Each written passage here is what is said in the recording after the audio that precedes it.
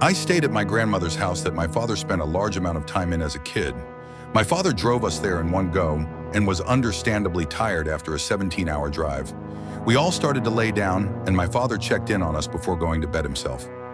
As he was talking, he stopped himself and told us to cover a large mirror, or you will have nightmares. Now, nightmares from a mirror of all things sounded like a little fun to me, but my brothers, who were also sleeping in the same room, asked me to cover it. I did.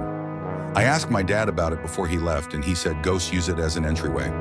A week later, I brought it up with my grandmother, and she scoffed, saying, "Oh, this house ain't haunted." I agreed, but told her that the reason I brought it up was because my dad told me to cover a mirror. My grandmother then changed her expression and said, "Oh, the mirror?" Apparently, that mirror came from her grandmother. She worked as a nurse and took in those who were going to die, but could not pay for care on their last days. So she made her home into a hospice.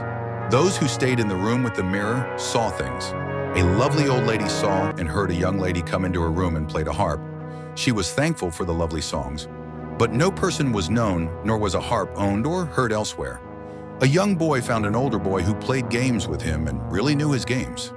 Lastly, a terrible woman refused to use the bathroom and shat in a cooking pot, then hid it under her bed, and well as argue issued everyone daily, saw, and this is her words, the devil that spat fire at her. The police were called, and she tried to accuse the nurse of trying to kill her with the devil.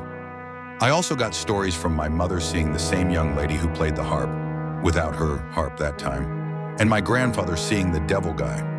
My grandfather described it as a red man with horns that was too tall for the room he was in, so he, still standing up straight, bent his neck down to fit. It stared down at him and simply asked slowly, "Why are you here?"